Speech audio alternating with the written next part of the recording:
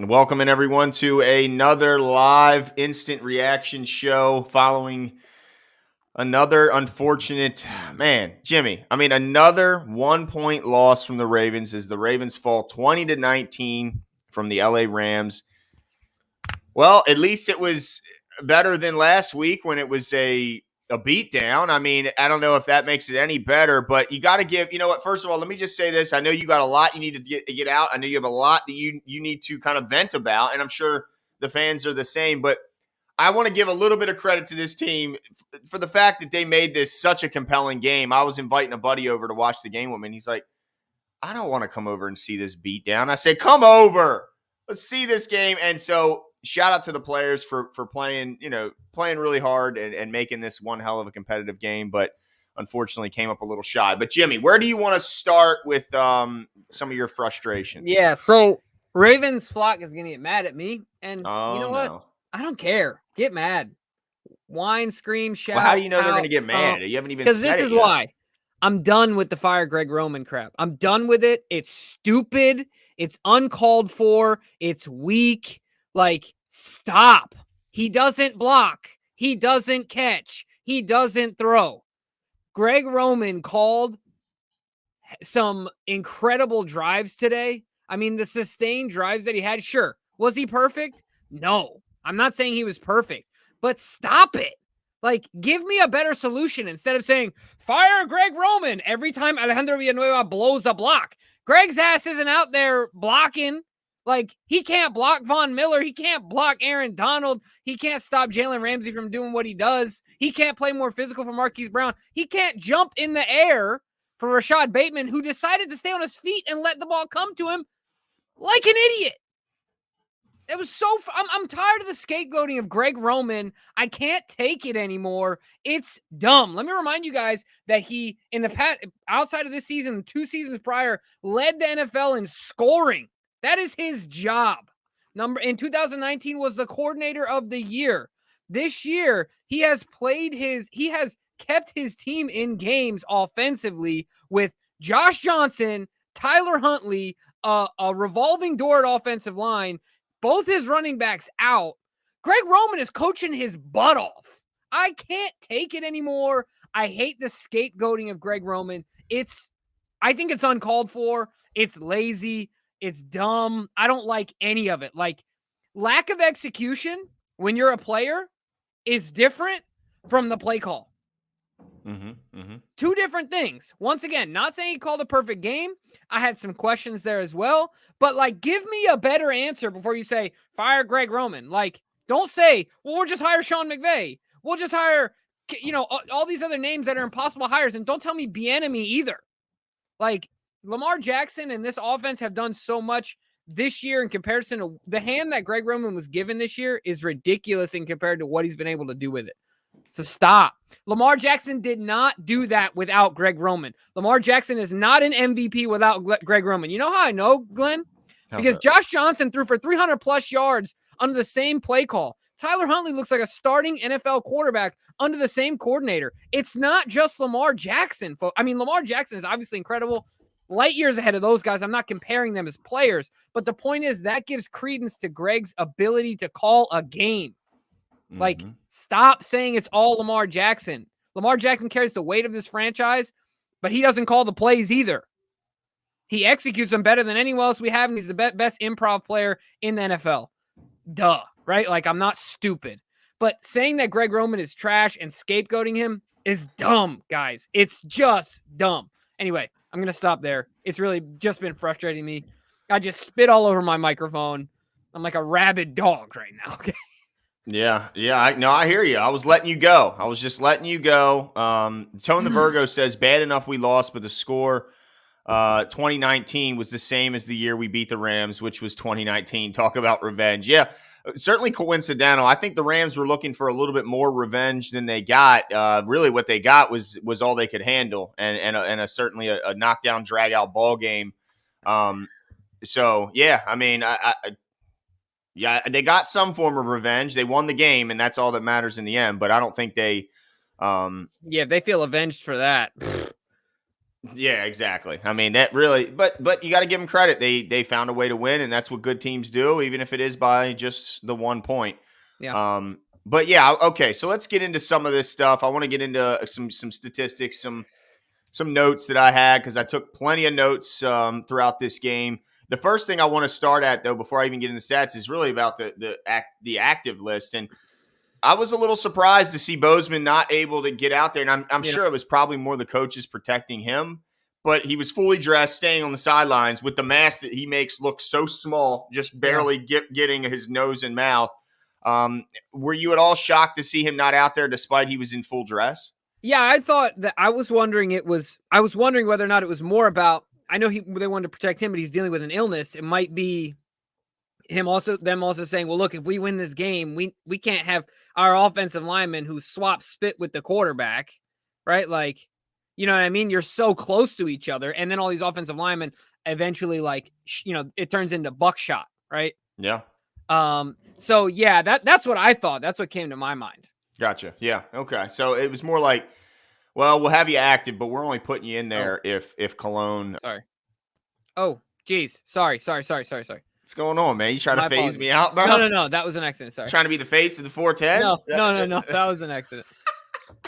That's what it feels like.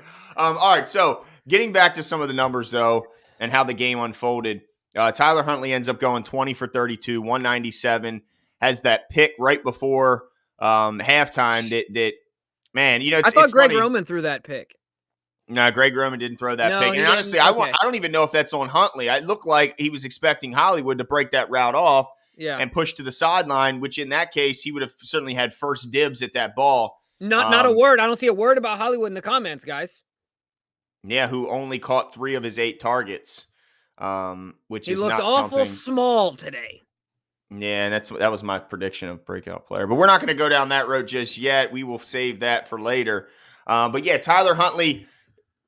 Also in my game notes was, offensive keys is you can't hurt yourself. And that turnover, like most turnovers, tend to lead to points. And that one certainly ends up leading to the touchdown. Now, they came back and answered, getting that field goal right before halftime, which was impressive to, kind of answer back that score. But that interception certainly hurt them. And that it looked like a miscommunication. Would you peg that more on Hollywood or just kind of equal on both? I was trying to figure that one out. But I don't know. I mean, I'll say I think it was Hollywood's a miscommunication on Hollywood's end. The reason I think it was is because did you see Huntley go right over to him? Yeah. And like, hey, dude, kind of a thing. Yeah, I think it was on Hollywood. Either way, man, you just can't, like you said, you can't have that. You can't have that in that situation. Yeah. Frustrating. That was frustrating because the offense was.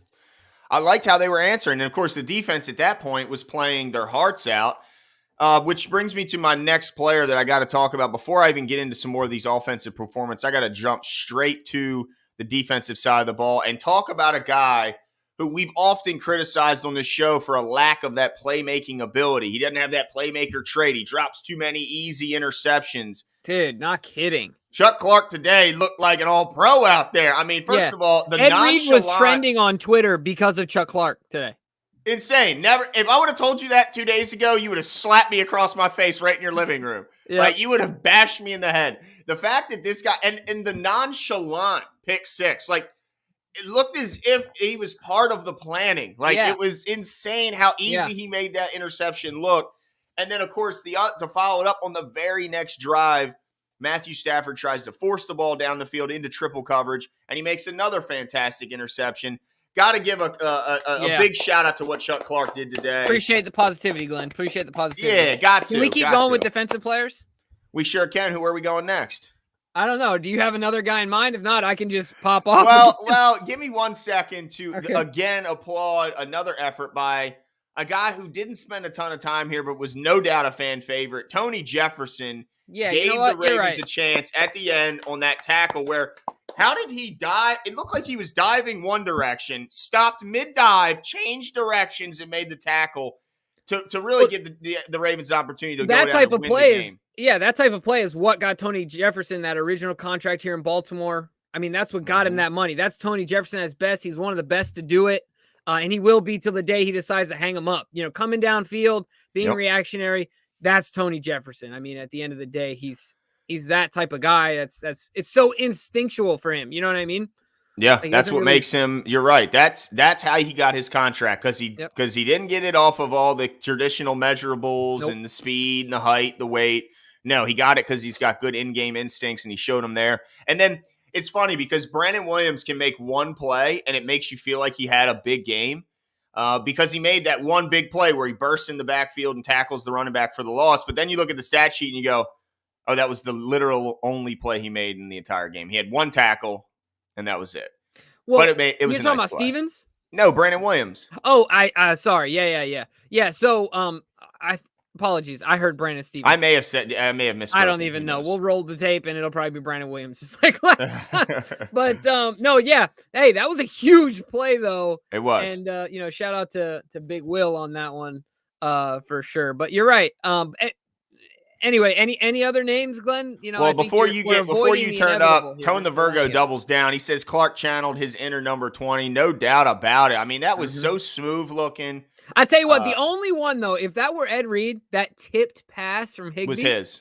Oh, to the house. It was his, and it was a house call. No doubt about it. That was the only difference, where like Chuck had this little like, like, should I tackle him? Should I go for it? Type like hesitation. Yep. And it ends like, you know what? He's getting in the end zone, or I am. Yep, pretty much. So yeah. All right, Jimmy. I know you got a bone to pick with one particular player on the defensive side of the ball, and although they had a good performance, they did have another fourth quarter bit of a meltdown, just as we've seen, in the past over this losing streak. They gave up 13 points in the fourth quarter. So who's your bone to pick with? Yeah, not only my bone to pick, I mean, Matthew Stafford and the entire Rams offense was picking on Patrick Queen. He is absolutely clueless in coverage in man-to-man. He just gets turned gets twisted all upside down. He's like, let me tell you something. I know a guy that flies fighter jets, and one of the things they do when he trains like young ones in the military, right, that are coming out, they barrel spin you so many times as to disorient you, so you literally don't know whether or not your head is facing the ground or the sky. That's exactly how I felt Patrick Queen was the entire day. In zone, in man, he was lost in all of it. All of it. Wink did everything he could to protect him, and he got exposed all day. In the run game, he didn't look interested in tackling in the open field. No. I mean, he got his ankles took multiple times by Sony Michel. All arm tackling, which is ridiculous. And then, like I said, in coverage, he's an absolute liability. It was just exhausting to watch over and over and over again. I'm like, dude, I can't do this anymore. I don't want the Ravens to give him a penny. I want the old guard back. I want Mosley back this offseason. Look, you made a mistake. We're sorry. Like, just come on back. Even though he's been injured and playing for the Jets, he's like lost in the abyss in Jersey. And look, just come on back, Mosley. We'll revitalize you, because I'm done with Patrick Queen. I don't want anything to do with it anymore. This is why. To me, he's nothing more than Peanut on Wasu. Like, he's that. There's a lot of similarities. Yeah. Like, maybe he's one tick better, but Peanut was undrafted. Yeah. Undrafted player. Like, his scope is so limited as to what he can do to be a first round, staple in the middle, like we had in Ray, like we had in Mosley, like we had even in Buck from David. He's from Jacksonville. What was his name? Gosh dang it. Right after Ray Lewis, he came on board. Smith? Smith. Everyone called him Buck. That's all I know. But anyway, my point is he's not the staple. Daryl Smith. Daryl Smith. He ain't it. Like, that's just what it is, and I'm exhausted by it. I'm done with it. I can't take it anymore. Yeah, he was. Look, part of the reason, sorry, Glenn. Part of the reason is because he just looks uninterested to me. Like, in certain plays, and you know what's crazy? That incredible play that Jimmy Smith made to tackle Sony Michel in the backfield. Yeah. Patrick Queen almost found a way to mess that up. Did you see how Jimmy Smith was in front of him, and he tried to push Jimmy out of the way to make the tackle, and Jimmy, by the graces of his good balance, found a way to jump out, extend himself, and just trip Sony Michel. I'm thinking in my head, it was big time. Plays where you're not involved, like you're not. You somehow mess it up for other people. Yeah, you. Yeah, I mean, look, this kind of encapsulates his day today. Patrick McCarry had as many tackles as Patrick Queen. If Patrick McCary has as many tackles as Patrick Queen, I have a huge problem with that. So yeah, that's basically it. All right, and what the Flock says, I get your point of Roman, but Ravens seem to tank. 9-point lead with the game seemingly over. Huntley throws instead of running. Game was over. I'm Glenn, I not never sure. really got your response. I mean, respond to this, but I never really got your response. Well, let me just say this. Let's review their second half drives. I mean, I think that's fair, right? Yeah. Their first drive in the second half, it went 15 plays. It spanned 6.5 minutes. It went 47 yards and ended in a field goal. On that drive, we saw, certainly a mixture of run and pass throughout the whole, but I saw a lot of Devonta Freeman. Pretty even, run to pass ratio on that drive. I'm just kind of going over them now. For some reason, I'm not allowed to access it with my computer, so you have to forgive me how I have to look away at my phone. But okay, and then their next drive after after that, they go 5 plays, they go punt. And the biggest issue there is they got a damn penalty on Villanueva for a false start, which pushed them out of their field, out of the, into a situation where they were, That was Greg's fault. Yeah, that was Greg's fault. But the issue was that's the reason why they felt like they couldn't run the ball. And then on the next play, they get a sack because Von Miller just overwhelms our tackles once again, and we get a sack. Then our next drive in the fourth quarter, we go 14 plays, 64 yards, 7 minutes and 40 seconds, and it ends in a field goal. And let's see here. We went Devonta Freeman run on the first play, then pass, which were both. But the passing call ended up being a Huntley run. So really, it was run, pass, then run to Latavius, run to Latavius, run to Latavius, run to Latavius, run to Latavius, run to Latavius, run to Latavius, penalty, sack, field goal. So did we run it enough? I mean, in the second half, when we had that lead, they ran it. I see here that you said we threw it instead of how many run to Latavius did I just rack off? Yeah, I thought you were joking. I literally thought you were joking. That many runs in a row. So they definitely ran the ball. It's just when they were forced to pass, the pass rush was overwhelming the Ravens' offensive line. They had 5 sacks, and I guarantee the bulk of those came in the second half. Yeah. I mean, and then just to follow it up with, so I want to get to your points. I absolutely agree, and I think this is your way of kind of look. At the end of the day, Greg calls the plays. He doesn't run the plays. He doesn't execute. He doesn't blind. Like I said, he calls the plays, and it sounds like there was a solid distribution there of play call. But when Huntley, and again, this is not us saying that they're above criticism. No, absolutely not. Just saying, I don't like the fire. And I think honestly, there's a chance that Greg could get fired this offseason, but I'm just not ready to lay the blame all at his feet. And say it's his. Right. He's the reason we're losing. I disagree. What the Flock said when Huntley threw to Hollywood instead of running. Okay, my brother. Remember, I was telling you about the work my brother was doing. It's electrical work. Well, I'm glad that you still have your internet. So let's just be happy that I'm not completely off the screen right now. As my lights. Can you turn your little light on? Yeah, let me see here. Let me make an audible here. Go ahead and finish reading so that tweet. When Huntley threw to Hollywood instead of running, that was a touchdown drive. Then misses Hollywood on the following drive when Andrews was mad. Fair. Like, all those things are fair. I think it's difficult to say that just converting and that first down running instead of throwing to Hollywood means it's an automatic 7. I don't know if that's the case.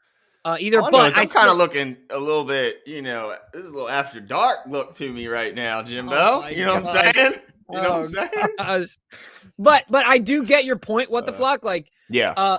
But look, Huntley is not Lamar Jackson. Yeah, he's a backup for a reason, but we're happy with how he's been playing. Yeah, and outside, one, you just like you said, you can't ask for much more from a backup. Number 2, he is young. This is his second year in the NFL, so he's had limited time on the field. This is what, his third start? Third or fourth. Start. So I mean, it's not like the guy's gonna be perfect. And I understood Andrew's frustration. Like, dude, give me a chance, right? Just like chuck it my way. So yeah, I mean, sure, some miscues were there. Understand? Yeah. I don't know how that's Greg's fault, but somehow it will be. Anyway, so Ravens O's Nation said, I would honestly rather have gotten blown out. We almost got them getting tired real quick. The Bengals last week was more easy to stomach, in my opinion. I understand it. Yeah. But it's a Infuriating lot in different funner ways. to think you got a shot at the end than to Yeah. be looking through your fingers like this, like I was at the Bengals last week, watching them just go up and down the field. Yeah. But I see your point. Just get it over quickly instead of having the the heartache and all that stuff. I certainly understand that. Devon, no, I didn't miss the BGE. I just You got to miss 3 months for that, right? Like, you got to get letters in the mail. definitely nowadays they're a little more hesitant to cut you out. Yeah, brighter times are coming. Absolutely. Channel Dirty says, just like for Glenn, brighter times are You know coming. what, Glenn? I This love it. whole thing just goes right into the Ravens' entire season, right? Like, Yep. Look what we got here. Look what we got here. It's the same. It's the same make thing. it Just work. things going wrong, but we make it work. Little do you guys know that yesterday we came to you live from DK's phone that was kept up by tape.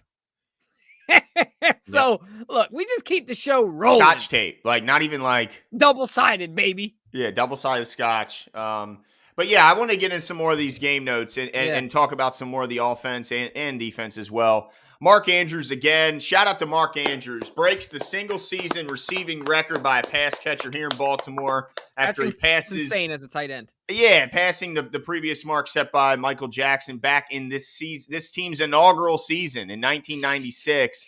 So it was certainly a long-lasting record. But is it also a little bit of a sad record, the fact that 1,200 is all it took to get him over our season high? When you look around the league and look at some of these other season highs, I mean, Cooper Kupp came into this week with 17 and some change, and yet our season high. But nonetheless, still shout out to Mark Andrews getting it done. Looked like a stud. Caught all 6 of his targets again today. It seems like a theme for him. So yeah, exciting. Absolutely. And then let's see what the flock says. So Huntley for a first and change. He's played well, but we need O-line and DB help. Peters and Humphrey coming back will help. We need linebacker and DB help. Yeah, I don't think there's any team that's going to want to give up the first for Huntley. Yeah. I think there's a team that we willing to maybe give him a chance to compete, but I don't know if there's anyone who's going to be lights almost came back on, but they're still out. But yeah, I don't think anyone's giving up anything for him, honestly, unless it's a late round pick, only to prevent him from getting into a bidding war with other teams if they really believe in him. But yeah, first round pick, that ain't happening. I don't know what the hell. I'm waiting for you to just dude, you might lose me, Jimbo. Remember when Marv in Home Alone? That's what I'm waiting to see, dude. I just straight up skeleton.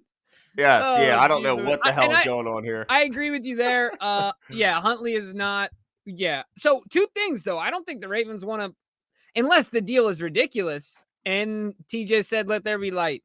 Unless the deal is incredibly generous, the Ravens aren't going to move off of him. No, he's a perfect backup. He's shown that if need be, he can come in and compete. He's the second most important player on the team.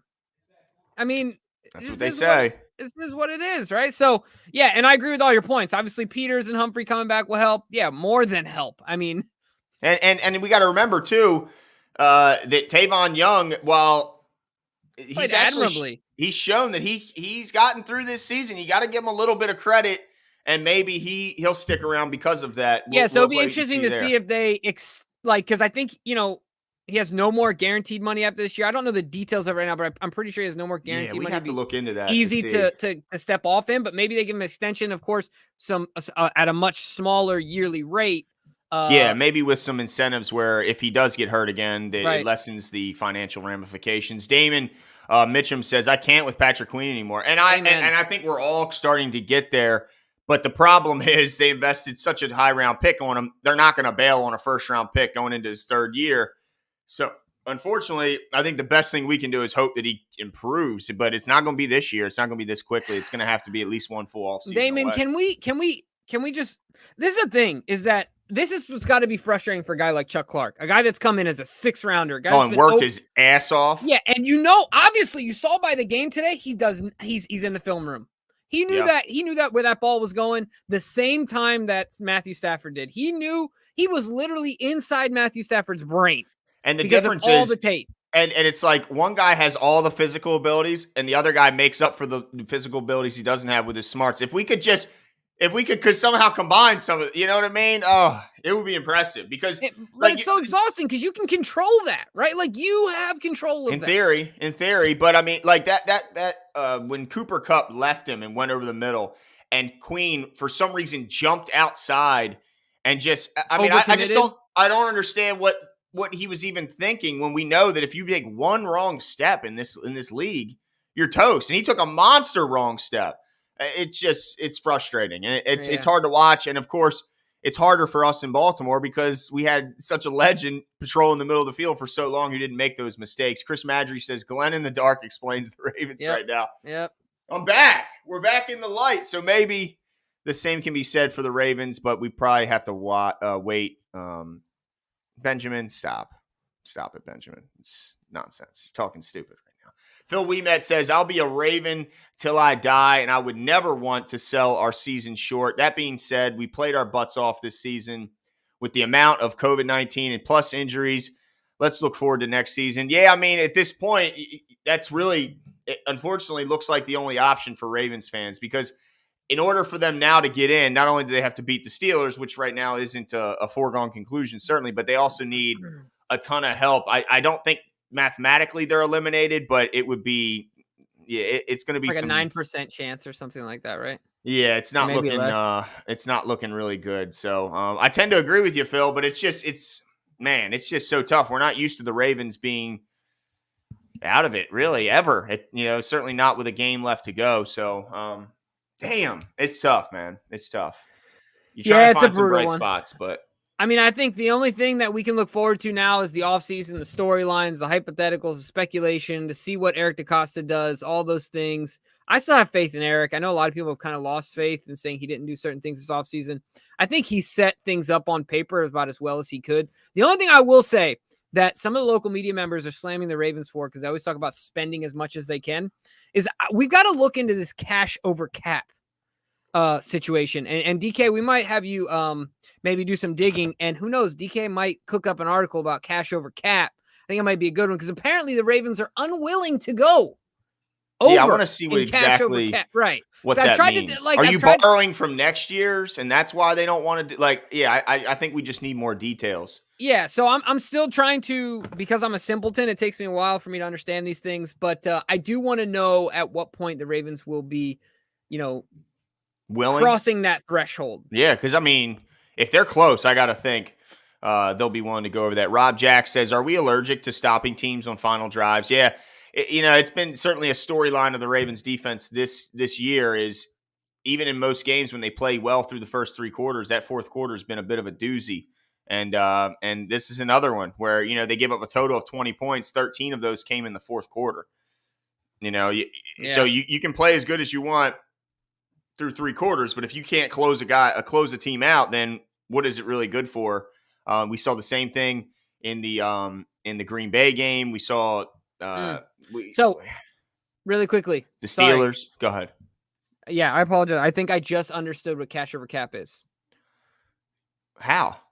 So I just looked it up and I was reading it a couple times. So I think I've read it before a couple times, but I think it finally clicked. So if I understand correctly, basically what it means is, you give someone a signing bonus at the beginning, right? Mm-hmm. But there's a way for you to get out of a salary cap crunch because it's prorated, right? But you can give them heavier bonuses, therefore less counting against your cap and more in their pocket, right? So you're spending more. You're literally taking money out of Bashadi's pocketbook, right? Mm-hmm, and saying here.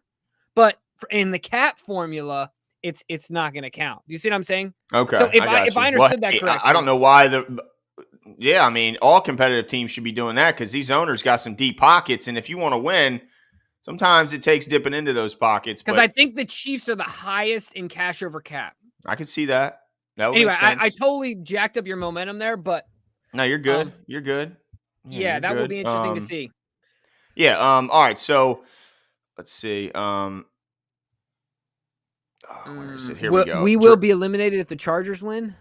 Yeah. Is that true? Damn it. Yeah, we jumped right on here, so we didn't do all the calculations. But Draven says this fire Harbaugh talk is dead. How many injuries? And the team has played every game except 2 down to the wire. San Fran, with their great coach, couldn't pull this off when they were injured. Yeah. Yeah, I mean, it's nonsense to criticize the coaching staff under the situation they're in is silly. It's absolutely silly. I mean, you can criticize moments, bad play calls, bad decisions, bad like coaching challenges, bad clock management. You can criticize decisions, but to say to fire these guys when you look and see how hard this team is fighting and doing so with one hand tied behind their back from an injury and COVID standpoint, I don't think you can even make a reasonable case to fire these guys. When teams usually are faced with this many obstacles, they pack up and they go like mentally. This Yep. team is still so very much engaged, and they will be next week. Exactly, even when they're out of it, they will be. So it's nonsense. Yeah, it's absolutely silly. Silly. So craziness. let's see here. Is there any other? There we Yeah, go. we got some Phil. more. But yeah, I 100% agree with you, Dre. Yeah, I can't disagree either. I mean, not too much to add because I agree with you with you and him for sure. It sucks saying that, by the way. Draft 2022, what do we do? I mean, this is really preliminary, but I mean, I think we need safety help. I think we need linebacker help. I think we need, O-line help isn't going to hurt. But I don't think that O-line is as big of an issue as what it was at the end of the season this year. Yeah. I mean, people forget that Ronnie's out. Are both of our starting tackles most likely next year? Starting center. Didn't even play today, right? Like Ronnie hasn't played. He played what, one game, and Juwan James hasn't played at all, and he'll be fully recovered and then some. He did get 3 weeks of practice this year, so he'll be good and ready to go next year. And then, like you said, Bradley Bozeman. So, and we already got Zeitler and Cleveland. I think will continue to come on. What do you think about the initial draft breakdown and needs? Yeah, I mean, to me, it's you got to continue to attack pass rush and the interior of the defensive front when you see the age of those players and the fact that you still need to pursue that that the pass rush is something that I think the Ravens haven't really had enough of since Terrell Suggs has left, and so I think you should continue to pursue that and build in the front. Offensive line is always something I want to continue to throw picks at and see if you can. Because even if you feel good about the starters, as we've seen this year, you need a lot more than just 5 starters to have a successful season. You need to have depth at every position, and getting McCary not locked up now for the foreseeable future, that certainly is a big get for them. But that's just one guy, and we've seen all year guys going in and out at every position. So I need to see them continue to attack that with draft picks, and you obviously can't pay everyone also. So continuously stock that cupboard. Is always a good idea, especially when you're paying your left tackle, which you are. But yeah, to me, it's all about in the trenches, and then you're going to have to add to the secondary when you see who I think is going to be leaving, and I think Averett's probably going to get paid to go somewhere else if we're not the ones doing it. If we decide Peters is still going to be a part of our plans, and you're going to lose Jimmy Smith, it looks like. I mean, he played well today. Got to give him credit getting out there, but I don't think the Ravens are going to want to count on him going into next year. Yeah, absolutely. And if I'm not mistaken, we have 9 picks inside the first 4 rounds. So not a bad situation to be in, certainly. All right, let's keep this thing. Oh, the other thing I just want to say quickly, more based on the game, and I think that Stanley Leonard, he kind of brought, I don't know why this reminded me of it, but how about that play from Tyus Bowser? How about Tyus Bowser being our leader in sacks? Yeah, shout out to Tyus, man. Yeah. Talk about player development. The only one we brought back after all, those, and it was important that he had a good year because Yannick is having a good year and Judon is having a crazy year. So shout out to Bowser for living up to that contract and doing it his way. Yep. I mean, it looks different, but man, he gets it done. So Stanley Leonard says, sadly, I knew we were going to fold at the end of the game based on in-season evidence. I would argue that based on how we closed the Chiefs game. The agony I've experienced as a Ravens fan hurts so much. I think lately I get it, like the whole folding at the end of the game, but look at the Colts game, look at the Chiefs game, look at the Lions game, there's so many other games. Yeah. There's so many other games where we came through clutch at the end of the game. I think it's unfair to the Ravens to say, I knew this would happen. I don't think that's our identity. Yeah. I mean, in the last month, we've been on a four game losing streak, but our identity as a team is not that we fold. No, but I think that's what he said. But I mean, if you look at the losing streaks, Pittsburgh game, they were, the defense was dominant through 3 quarters, and Pittsburgh put up more in the fourth than they did all the first 3 quarters. They held Green Bay and Aaron Rodgers in check, and then he went off in the fourth quarter. Cincinnati was really humming throughout the whole game, so you can't really call that a fourth quarter breakdown. But I see where he's pointing to some things, and certainly there's been instances where the Ravens defense fell apart. And again today, they gave up 13 of 20 points in the fourth quarter. So I get where he's going with that, and Yeah. it hurts, but it's tough. It's tough. But Chase Brown says we will be eliminated if Chargers win. Okay, all right, so and they're looking good right now. They got the ball, they're driving, and they're playing a Denver team that offensively just struggles to move the ball. So, damn it. Oh, it's frustrating. All right, next week is all about sending Ben off with a loss. Yeah, absolutely. Savigs? Nah, if we win next week, Miami loses and the Chargers go 1-1, we are in, right? We're going to certainly look more into this, Yeah. and we'll probably do a show surrounding their possibilities of getting in, either tomorrow or the following day, but not really sure to talk about it right now. Yeah. And there's so many other things. There's so many other games left. There really wasn't that many 1:00 games in comparison to most weeks. Yeah, it's just a tough situation, and so many calculations, like you said, that just make it even trickier. All right, here we go. Another gut-wrenching loss. I still would like for us to make the playoffs if possible, but what, if any, vet guys would you like to come back next year? Man, already on to next year, and I'm okay with that because I'm kind of over this game anyway. I mean, we can continue to break down the game, but let's just move ahead. Everyone just looking ahead, and that's totally fine, Tavon. I don't know what you would consider vet. Like you said, Glenn, I mean, Jimmy's not vet. The snap count doesn't justify it. As much as I love Brandon Williams, unless it's on a ridiculously cheap deal, the snap count doesn't justify it. And even then, I think with Broderick Washington and other guys on the interior looking to fill in a role with Mack and Isaiah Mack and things like that, I don't know if I see that. I don't know if Justin Houston wants to play anymore.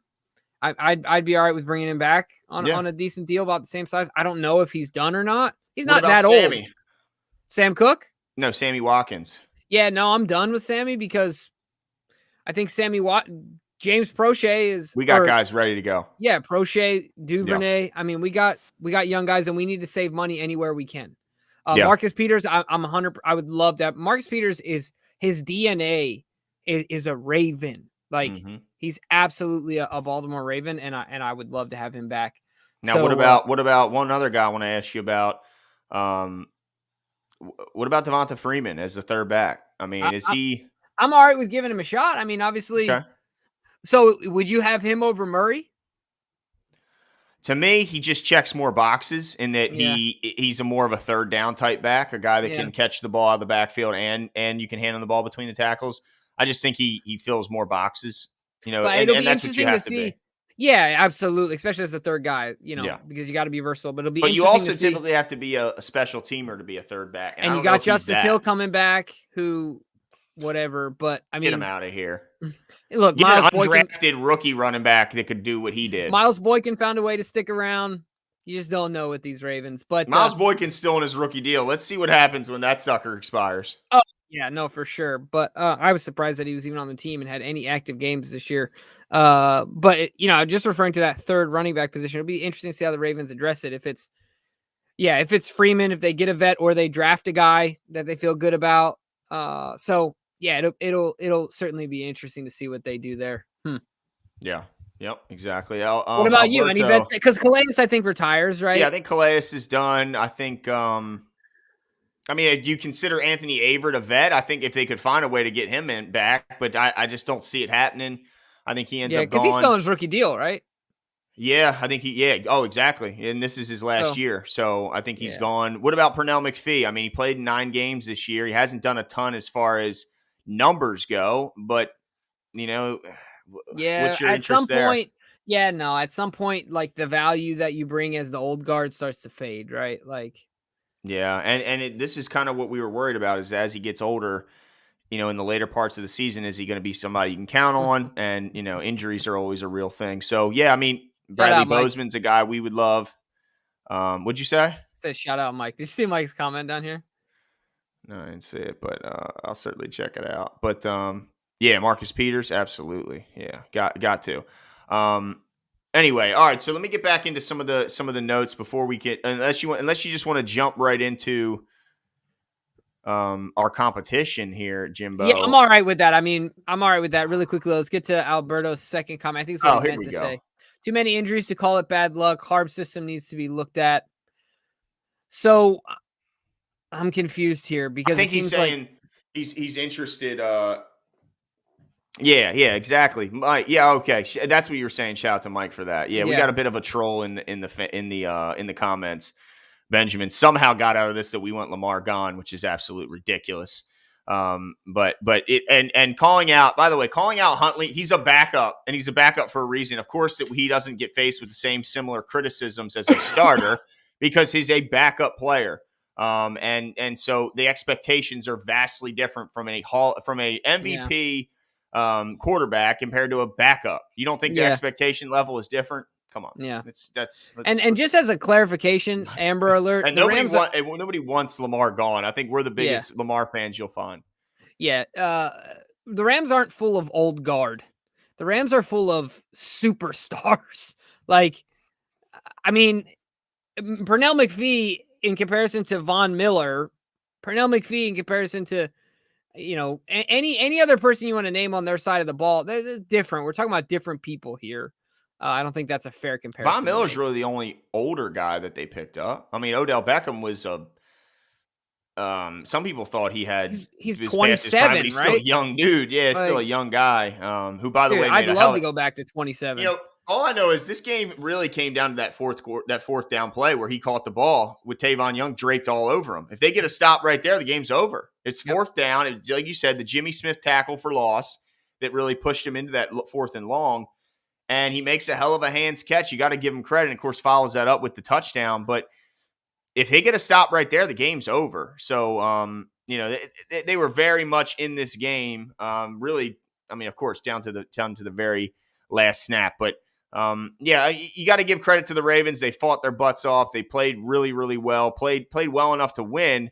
But those couple moments, those couple shoot yourselves in the foot. The Huntley interception that led to the touchdown, can't have that. Right. Which really, it's hard to even know who to blame there because it looked like it was just as much on Hollywood as it was on Huntley. Miscommunication there. The penalty on Villanueva in a crucial drive that pushed them into third and long situation where who knows what happens if they stay ahead of the chains. It's a lot of times you shooting yourself in your foot that kills a team that's so thin and is such a small margin of error. Yeah, just a real, so it's such a tough one, especially, I mean, the margin of error becomes even that much more thin when you have all those injuries and you're trying to play within the system and you have these sustaining drives. It's just a tough one for sure. So yeah, I'm ready to get into it if you are. All right, let's do it. So every week, of course, we do before I guess we talk about the challenge, we got to talk about the folks that made this episode possible, right, Jimbo? I mean, I guess that's true. We ought to because, yeah, who's our faithful partner, Glenn? Absolutely. Symbol makes this show possible. It's the stock market for sports. So it's symbol.app. If you guys want to use your sports knowledge to make yourself some money, then I certainly suggest you going to symbol.app using promo code 410 to invest your first $500 risk-free for the first 6 months and make money off your sports knowledge. We've been doing so, and we certainly encourage you to do so as well. So if you think you're spotting a heater right now going into the playoffs, if you think you know the team that is hot right now, this will be the easiest way to make a quick couple bucks. Invest a bunch of money on the team that you think is going to win it all, and once they win it all, or even if they win a couple playoff games, you can go ahead and flip them around and make some money, some quick money, and do it risk-free. Because if you don't like it, you pull your money out, no worries. You invested, you had some fun, and you didn't lose a dime. So go visit symbol.app and use promo code 410, and we'd certainly appreciate it. Yeah, absolutely. And just to add to that, Glenn, the really cool thing is that the timing is everything and that there's always good timing to invest when it comes to Symbol. Like you talked about catching a heater. So catch someone on a wave that's going to make around the playoffs. Obviously, that stock is going to go up. Also, for teams that are being eliminated, their stock is going down. But if you believe that because there's recency bias, just like the stock market, there's a chilling effect. And so people start to get scared. They start dumping their stock. So they start getting impatient and nervous. My point in saying that is that, look, the Ravens stock is going to go down. Some of these other teams that are borderline teams, their stock is going to go down. right? Or for example, the Jacksonville Jaguars, other teams get it now today before the number 1 pick in the draft order is announced, right? If you can look ahead 1 week, get in, and then that stock is going to shoot up when they draft their franchise quarterback, and you start selling, or you hold on to take those game earnings. So there's so many ways to make money. Stop wasting your time, like you said, Glenn, investing in stuff that like you just watched a YouTube video about instead of investing in something you've watched your whole life, and that being sports, all major sports when it comes to Symbol. So go check it out. All right. Alberto, did we didn't miss you, Alberto. I don't know if your latest comment. Yeah. We threw both yours up there and talked about it, Alberto. Yeah, and I don't know if you were talking about Symbol, maybe. I don't know. He did spend $10. Because we talked about this one, Alberto, for sure. Yeah, absolutely. I think, and just to kind of go back on that, I don't think. I mean, yeah, this year is an odd year, but if you go back and look at our shows in all the offseason, all we did was rave about how the Ravens players have been healthy the last few years. Yeah. So I don't think that Harbs all of a sudden did something different this year that caused injuries. I mean, it's odd. It's certainly something I wouldn't mind, doing some looking at, at least some self-scouting if you're a Ravens team. But if you look at the past 4 or 5 years under Harbaugh, we've been a relatively healthy team, and actually one of the healthiest in all of football. And certainly Bisciotti's a big thanks for that, all that he invests financially to make that a reality. So this has been a bad year, no doubt there. But, over the last 5 years, we've been a very healthy football team. Yeah, for sure. So it's, just look, the teams that are doing well going to the playoffs, look, when we did our preview show, look at the Ravens list going into that game, their injury report, and look at the Rams. It was like 1/3, 1/4. Yeah. It's a battle of attrition this year more than ever. We thought it was last year. This year seems to be worse. So, I mean, it just is what it is in some years, and I wish there was a better saying. There's really no way around it at this point. So now one question really quickly then before we get into our competition. Are we going to see Lamar next week? If we're eliminated today? I think I doubt it. I would be stunned if they put him out there. What's the point? If they're already eliminated, you don't risk your future. So are we going to go see Ben beat us? Hell no. I still think we got a shot even with the backups. Yeah. I get nervous about Ben playing ridiculously. We almost beat the Rams. Are the Rams better than the Steelers? No, but I get nervous about Ben playing ridiculously inspired in his last game ever. You know what I'm saying? Like, I don't know. Yeah. The NFL likes their storylines. Yeah, but the Ravens don't care about the NFL storyline when they but the refs might. The refs might, yeah. Just saying. I don't think so. They better not. I'm not going to buy into that, or else I'll just stop watching sports entirely. They might have a margin of error within which they can play. Yeah, no, that's true. It's not in Pittsburgh for sure. It's yeah. But anyway, it's going to be interesting to see how it plays out. If Tyler's under center, we have nothing to play for. And Darian, well, I don't know where you got this. You obviously weren't listening very clearly. Nobody is suggesting that Tyler Huntley is a better option over a healthy Lamar Jackson. You obviously probably just read the title of the video and didn't watch the video. But clearly we said that a Lamar Jackson on 0 practice and a bad leg is not the better option than a fully healthy and practiced Tyler Huntley. Stop. It's nonsense. Nobody in here is suggesting that Lamar Jackson is worse than Tyler Huntley. That's ridiculous. That's stupid. So quit trying to paint this BS thing on us when nobody said that. We simply said a healthy Tyler Huntley who practices all week is the better option that week than Lamar Jackson, who had 0 practice and had a visible limp in practice. Stop. It's nonsense. It's absolutely nonsense. Nobody suggested that. Quit saying we did because it's BS. Chase Brown says we're in the 10th spot behind Raiders, Colts, and Chargers. Chargers and Raiders play each other next week. We can't top the Chargers if they win today. So we need here's a bomb for the Broncos, and he completes it. Okay, wasn't a touchdown, but a big play. Hey, look, the Chargers are up 10-0 right now, but maybe the Broncos can get back in it. Glenn, you know what you just did with that play? The Ravens' chances were flatlined, and it was just beep, beep, beep. A little blip. Hey, you're saying there's a chance. All right, let's get to our competition because, you're setting these poor fans up for failure, Glenn. They're not losing to the Broncos. No, they're not. The All Broncos right. stink. So like Glenn said, of course, every week we do this competition. You guys probably know by now. And if you don't, if you're new to the show, it's an over-under competition, and you can submit your predictions to the over-under competition in the comments after every pregame live video, not in the chat, in the comments, or in Twitter, Facebook, or Instagram. Just DM us, and that is totally fine. All right, so let's get to that. Let's get to our inter-show results that I'm not too happy about.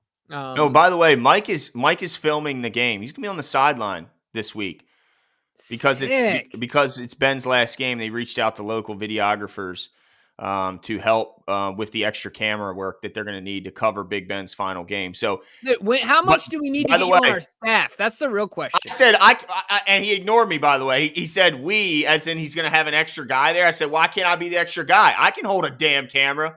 And I got nothing back, Jimbo. I'm calling you out, Mike. Why you ignore me when I suggested I'll be your second guy? That way I can talk, you know what, in Ben's ear every time I see his fat ass on the sidelines.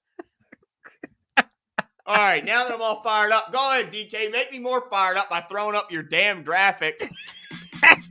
Yeah, I lost again. DK won again. Oh, I'm losing my mind right now. It's ridiculous. Every stinking week I lose. I don't know what to tell you, Glenn. 4. You went 0 for 4 this week. Did I really? 0 for 4, my man. 0 for 4. I got all of them wrong? All of them wrong, dude. I don't even know how that's possible, because on some of them we ran the board. I think the chances of you getting one right, at least one right, I mean, what are the chances of you going 0 for 4? You know what I mean? Like, statistically, that's hard to do. So, hey, quite the accomplishment. This was a down week for everyone, okay? What did DK get? And he was the winner. Look at my hair. 2 out of 4. 2 out of 4. Okay. So this was a bad week for us all. What'd you get, Mr. Hot Rod? You got 1 out of 4. Hey, what'd you get? Well, Glenn got 0. What a stinker he is. You got Has 1. Has that ever happened in the history more. of the show? Has that ever happened? Of course it's happened. You got a 0. This is ridiculous. Oh, my God. Look, Channel Dirty got 0 for 4, too. See, I wasn't the only one, okay? We all had a bad week. This wasn't a good week, but of course, the guy who had the least bad week is DK. The guy who talks the least. Yeah, he lets his results do the talking for him. But look, let me say something really quickly back to Mike. Mike, we're going to be calling you up. We're going to need to know your rate soon, because big things are happening for 410 Sports Talk in 2022. We might just need a videographer, but I need you to learn how to spell my damn name. Yeah, I've known you for years. You're still spelling my name incorrectly. I'm going to spell your name Mike with a C. Only Glenn's with 1 N. Only serial killers spell it with 1 N, okay? And 2 N's. Devon Johnson spelled my name properly.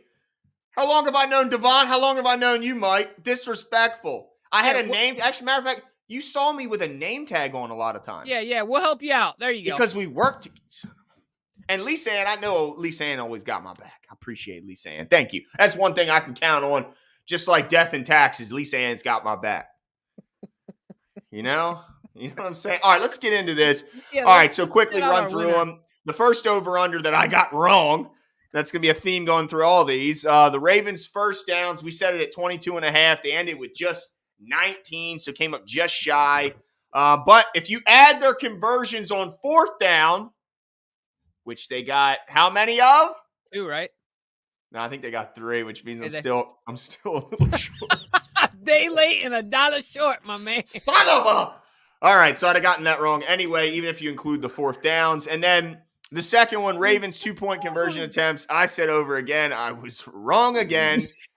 And I said that when I predicted. I said, I know they're going to be aggressive, and it's going to be 4th downs and not 2-point conversions, and it certainly was. You still did it. Like, I didn't understand that at all. I knew I was going to be wrong, and I was wrong again anyway. But by the way, can I take a quick pause? Where are the complaints on these 4th downs? They went 3 for 3. They went for it on 4th down in some interesting situations, and if they wouldn't have got it, we would have heard all this. Why are they going for it? They got Tucker is guaranteed 3 points. Well, they got it this time, so I guess he's a genius. Anyway, moving back to the preview or to the competition. Defensively, Rams third down conversion set it at 5.5.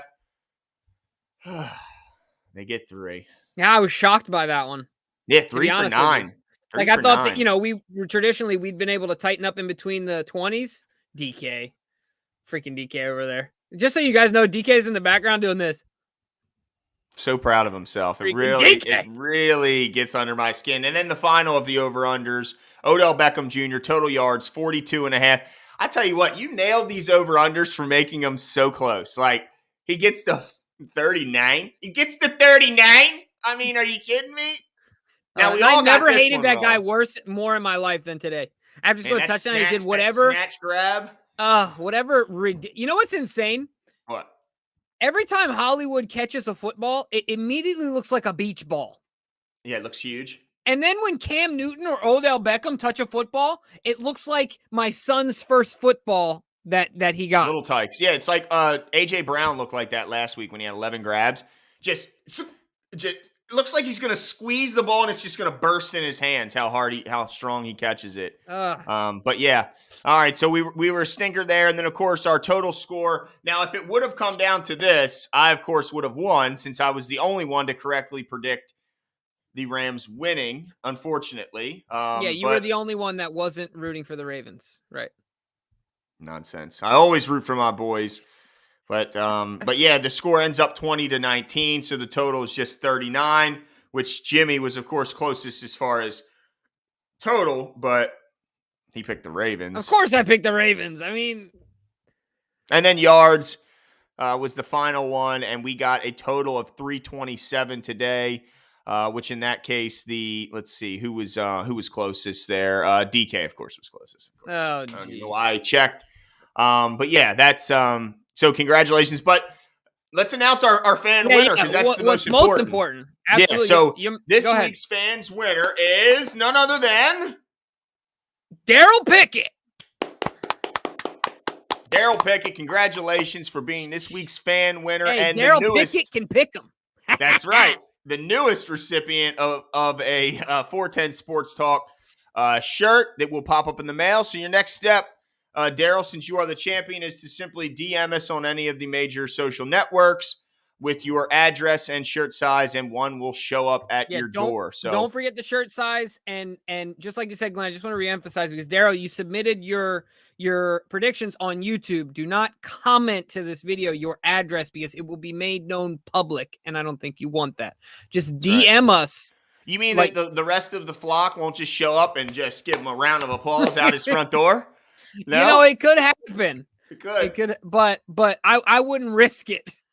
So yeah, DM us and don't comment with your address, and don't forget your shirt size either. It's important. Absolutely. Yeah, and also, guys, don't forget we will be at next week's game. We will be sending Big Ben off with the only proper way, and that's a showering of booze and insults, which is what I'll be doing.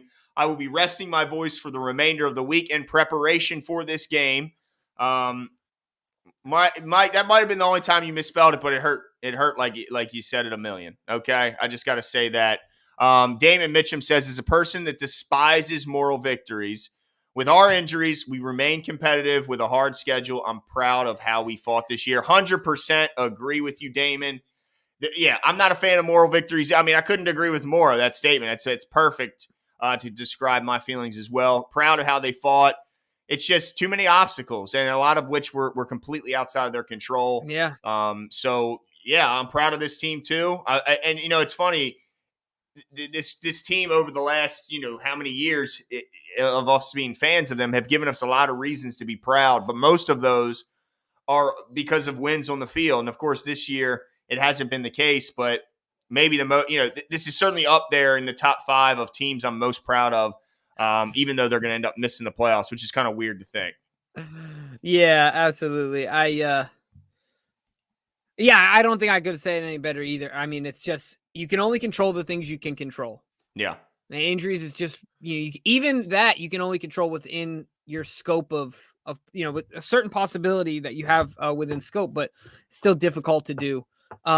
So yeah, shout out to the Ravens. Obviously, we still got a game left, and like Glenn said, we're gonna be sending Big Ben off right with an L, and make sure that comes turns to reality. So I'm pretty sure we're gonna be doing some tailgating next week. Yeah, and this time I think we're going to take it a little easier because I want to enjoy this last game. I might have to have a couple adult beverages. Jimbo, you may have to hold my hair back. I may get into a fight. I mean, who knows what's going to happen, but I don't want to hear any reckless Steeler fans in there when I get a couple, tall glasses of fire water in me, or things could get a little ugly. But I'm going to try and contain myself because I know Jimmy doesn't want to Jimmy's got a lot of stuff going. He don't need to worry about my goofy ass getting in trouble. So I'm going to try and contain myself, but also try and have a good time at the same time. Yeah, absolutely. But certainly come by, guys. We'll let you know where we're at once we get set up. We're not going to be in the parking lot because we're not that cool, but we'll be right outside the parking lot somewhere. We got another clown. Hey, Meek, please provide us some tape of when we hated on Lamar Jackson. Please do. Please do. Please send me some tape. Because give me a timestamp. Lamar Jackson is not above criticism. No, but apparently to these certain fans, if you suggest he was even a little bit late on a pass, that you hate Lamar Jackson, he should leave. He's a fake fan. He's a Lamar fan. He's not a Ravens fan. He's a fake fan. Yeah, Lamar Jackson is also not Jesus Oh, you mean Christ. To tell me? And then he puts the record up there. Oh, so you mean to tell me a team is worse with their backup? Newsflash! Thank you, Captain Obvious. Genius alert. This team is... Oh, you mean a football team is worse when their starter goes out? Mind blown. Shocking, of course. Lamar Jackson's MVP. Tyler Huntley's a backup. There's reason. Yeah. Duh. Find some tape. Yeah. I mean, it's insanity. People don't listen. You got. They read the titles and they don't even listen. Sometimes the title is a title that we completely disagree with because it's That's proposed. Right. It's a subject that's going around on social media, and it's nonsense. Yeah. So I'm with you 1,000%. I mean, if you could provide some evidence where we weren't accurately criticizing Lamar for not being Jesus in cleats, and instead simply saying, like you said, Glenn, I think the furthest out on that limb that we went was that you said it. Tyler Huntley, healthy, might be better than an absolutely beat up Lamar Jackson. And guess what, guys? John Harbaugh just thought the same thing, not only for the betterment of his team, but also to protect Lamar Jackson. So it's not like we're the only ones in our camp here thinking this. I just think it's ridiculous. So I'm not even worried about paying this guy any more airtime. So anyway, I had an absolute blast. This was a good time. This was a good time though. I mean, look, I'm not happy that the Ravens are out of it. And unless Denver makes a comeback, it looks like they are. But don't forget, this core of this team is still very, very good, and they're still very much under contract, and they're still young. So, I mean, I look at like the thing that gets me encouraged when I look at this team, and we talk about how building from the trenches is maybe, the most important thing. If you look around the league at the teams that are successful, look at their offensive line and see how it looks. Right now, under contract for the year 2022, next season, just in the tackle room, they have Ronnie Stanley, Juwan James, Patrick McCary, Alejandro Villanueva, and Tyree Phillips. So even if let's not panic. Even if Alejandro Villanueva isn't cut from this team or gone, he's likely a swing tackle now instead of a starting tackle because they got Juwan James and Ronnie Stanley in there. So now if you're telling me Alejandro's your swing tackle, who you only have to rely on in spots, hopefully, or as the extra tackle, then you're in good shape. Now, so I'm encouraged by what I see going forward. Yeah. And, of course, I'm always excited about an offseason. I love, the whole process of an offseason. I love the draft, love the free agency period. So there's a lot to be excited about, even though it looks like this season may be over. Yeah, absolutely. And just the other thing I want to add to just that small detail with Alejandro is that we're in a position where we have the leverage. We don't have, because of the McCary contract, because of Tyree Phillips, we don't have to, because that contract was so front loaded that the Ravens offload him in the second year of that contract is going to, do minimal to no damage to the Baltimore Ravens. But technically, He's under contract. Right. But it's all we're in 100% control. 100%. Yeah. Which is a great situation to be in. We have all the leverage. So we're looking forward to it. Like we said in our last video, we got a ton of stuff happening in 2022. We're going to make some big leaps and bounds, and we want you guys to be with us, throughout the entirety of it all. It's been such a blast at the end of every year. It's so fun to see where we started and where we've come. We're looking forward to 2022 to be able to look back and do the same. So if you're new to the show, make sure you give us a sub. If you got any other Ravens fans out there, make sure you spread the word. Let them know where they can find us. Yeah, we're not going anywhere. Absolutely. So heartbreaking loss today. We'll be back this week to provide you guys with some news, reporting, content, questions, and then obviously to get you ready for the upcoming game. So without any further ado, let's give some shout outs and then end this baby. Yeah, absolutely. Mike, appreciate it. Yeah. Don't get my hopes up, Mike, with that comment. Don't even do that because I'll be there and be ready to go. King Poppy, I hope you're right. He says if Miami loses and we beat the Steelers, we're still in. I'd be happy with that. I'm not sure if that's the case. I'd have to look, which we certainly will. But as of right now, I'm not sure if that's the truth. B. James, let's get it. Yep, Baltimore, let's go. Fanatic, Fat Nick. Oh, it said Fanatic. Freudian slip there, Nick. buddy. Sorry about that, Nick. But yeah, I appreciate the support. Channel Dirty 7. Yeah, appreciate the support. Obviously, Lisa Ann always looking out for your boy. Unpopular facts. You may be right about Greg Roman's time may be over in Baltimore. Certainly something the coaching staff's going to have to think about. Adam Whittington, yes, I agree with you. Love the Ravens and their fight. Brandon Wyatt says, stop defending Greg Roman. Certainly respect your opinion there. Let's see who else we got. But get at me with facts. Okay. He says, get at me. Damon Mitchum, appreciate all your comments today. Certainly agree with all of those. Renaud, yeah, it's interesting. I love we're going to have to do some redrafts. Look back at some former drafts and see where guys should have been. And let's see if Big Ben would still go if he would go number 1 in the 04 draft. We'll certainly look back on that. Darian, thanks for commenting. Herb Jones, appreciate you coming out as always. Let's see who else. Donovan Sales, what's going on? Appreciate. Yeah, we'll certainly be talking a lot of drafts coming up. Everyone else who commented, appreciate Amber Alert, appreciate you. Thanks for everyone else who watched silently. Certainly appreciate your support. We will be back soon, not going anywhere. So stay with us. Talk to y'all later.